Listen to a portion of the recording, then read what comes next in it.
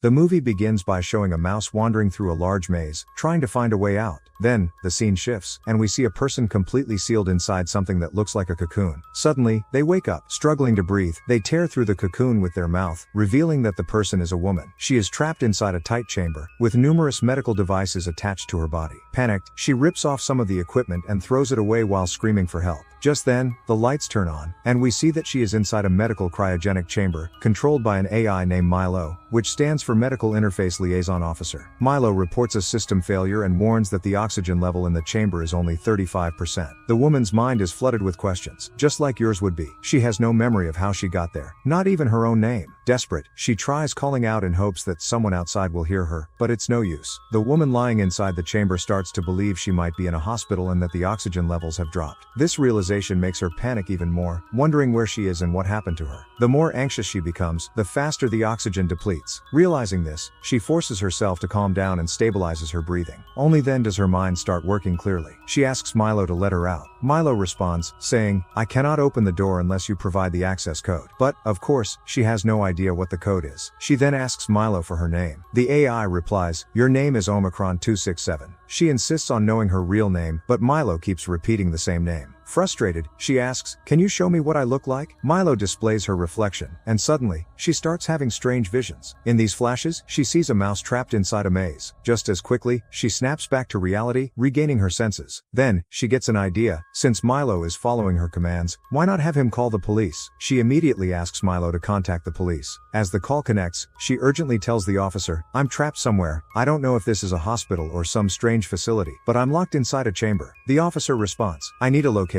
Can you give me any details?" She quickly provides the model number of the chamber, hoping it will help. However, the officer doesn't seem to understand. She then suggests, "Can't you trace my call and find my location?" Just as she says this, the call suddenly disconnects. Now more desperate than ever to learn about herself, she asks Milo to run a DNA test and find her details. Milo analyzes her DNA, and within moments, the results appear. A face identical to hers is displayed, along with a name, Elizabeth. That means her real name is Elizabeth. But how did she end up trapped here? What happened to her? Just then, the police call back. The officer asks, "Elizabeth, does your chamber still have oxygen?" As soon as the police officer asks about the oxygen level, Milo responds, "Oxygen levels are at 31%. It will last for about an hour, maybe a little more." But if Elizabeth continues to panic like this, it might not even last that long. Now, she knows exactly how much time she has left. The police have started working to rescue her, but she doesn't trust them completely. They still haven't been able to locate her. The officer explains, "The reason we can't trace your location is that the company that manufactured your chamber reported it was destroyed 3 years ago." Hearing this, Elizabeth is even more confused. She immediately asks Milo to perform a full medical checkup. The results shock her. She isn't sick at all. She wasn't placed in this chamber for treatment. Someone deliberately put her here.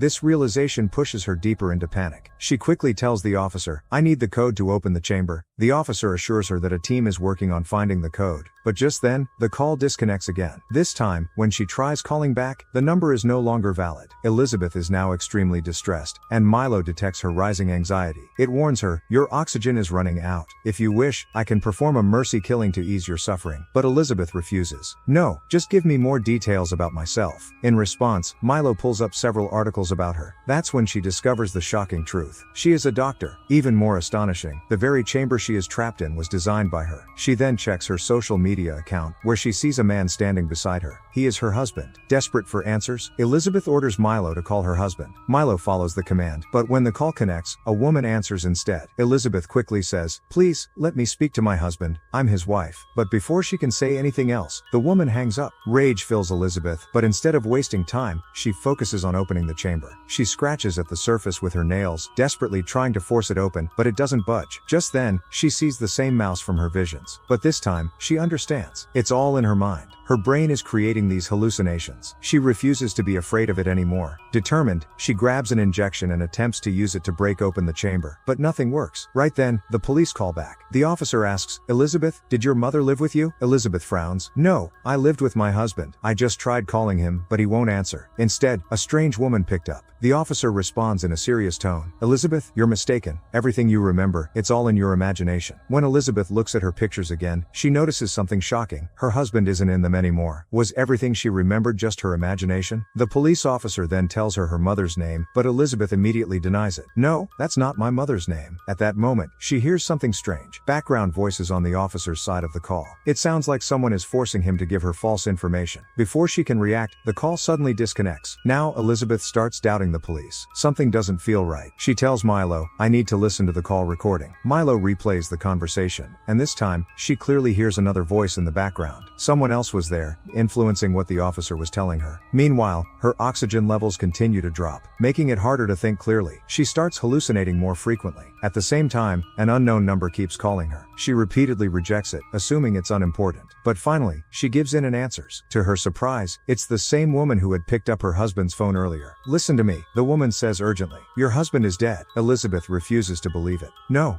you're lying. I'm not, the woman insists, and I know about the chamber you're trapped in. I also know the code to open it. Elizabeth's heart races. Please, tell me the code. The woman gives her the code, and without hesitation, Elizabeth starts entering it into the system. But just then, the woman shouts, wait, don't apply it. If you do, your life will be in danger. Elizabeth hesitates and asks, why should I trust you? The woman replies, because you're in space. If you open your chamber, you'll be sucked into the vacuum and lost in space forever. Elizabeth is stunned. Prove it. The woman instructs her, go to the settings and set the system to 0. Following the instructions, Elizabeth adjusts the settings. The moment she does, she starts floating, weightless, suspended in midair. Her heart pounds as the woman continues. You're approximately 65,000 kilometers away from Earth. You were placed in hypersleep and sent on a mission, but something went wrong. Elizabeth's mind races. Can you bring me back home? The woman sighs. No, but I designed this system, and I can put you back into hypersleep. Still trying to process everything, Elizabeth asks, what mission? What was I sent here for? The woman explains. Humanity was on the verge of extinction. In 2 generations, life on Earth would no longer be possible. That's why this mission was created, to colonize another planet, 14 light years away.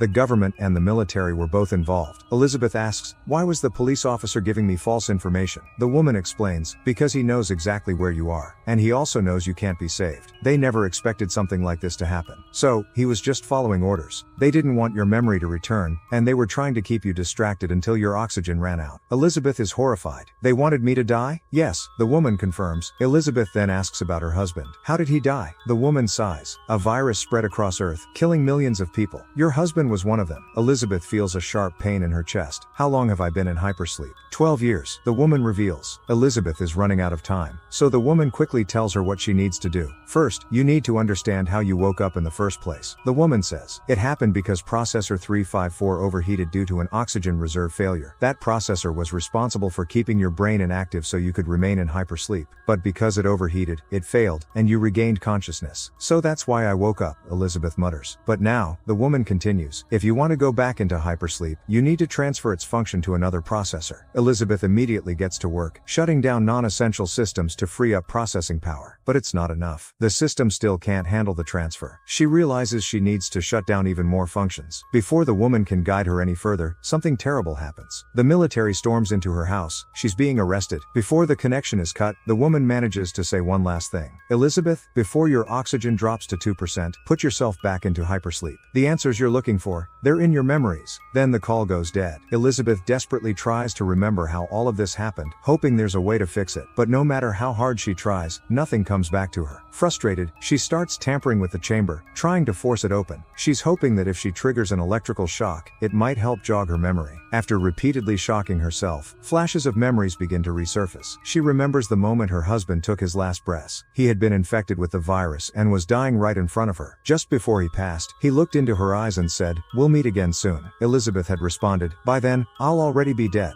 Now, sitting in the chamber, she tries to make sense of his words. What did he mean, and how was she supposed to find out? Elizabeth asks Milo, "Am I the only one in a chamber? Am I alone in space?" Milo responds, "No, there are 10,000 others." She then says, "Show me the outside." Milo replies, "It's already visible." But Elizabeth can't see anything because the UV filtration guard is active. It's protecting her from the sun's harmful UV rays. She instructs Milo to deactivate it. The moment the filter is turned off, Elizabeth lets out a terrified scream. Outside, a faceless corpse is floating in space. As she looks around, she sees countless other chambers surrounding her. they're all inside a massive spaceship. More lifeless bodies are drifting in the vast emptiness, making it clear that something terrible has happened. Elizabeth demands answers. Milo explains that an asteroid collision destroyed about 400 chambers, leaving only 9,000 survivors, and she is the only one who has woken up. Then, Milo tells her something that brings a glimmer of hope. One of the chambers belongs to her husband. Excited, Elizabeth asks Milo to show her his chamber. When she finally sees his face, a wave of relief washes over her. For the first time, she feels a reason to keep fighting. At that moment, another memory resurfaces. She remembers her time as a doctor, conducting an experiment on a mouse. In the experiment, several mice were placed inside a maze. The one that successfully found its way out had its genetics and memories transferred into a cloned mouse. When the cloned mouse is placed inside the maze, it escapes on the first try. The reason? It carries the memories of the original mouse that had successfully navigated the maze. And that's exactly what happened to Elizabeth. The woman she had been speaking to on Earth, the one who warned her about opening the chamber, was none other than herself. The real Elizabeth. Now an old woman, the original Elizabeth had lived out her life on Earth. But the Elizabeth trapped inside the chamber, the one gasping for her final breaths, was just a clone. A clone embedded with the original Elizabeth's memories and genetic data. That's why she knew everything about her past, even though she had never actually lived it. The same was true for her husband. His chamber didn't hold the real man she loved, but a clone, imprinted with the original's memories and DNA. It was only now that Elizabeth understood the meaning behind her husband's dying words. "We will meet again." Because they had met again, just in a different form. In reality, every single person aboard this spaceship was a clone. At this moment, Elizabeth notices that her oxygen level has dropped to just 3%. She remembers what the woman had told her. She frantically tells Milo, "Put me into hibernation mode, quickly." But Milo responds, "You've already removed all the necessary devices from your body. It's not possible anymore." Panic sets in. Desperate, Elizabeth starts reattaching the devices herself, but it takes too long.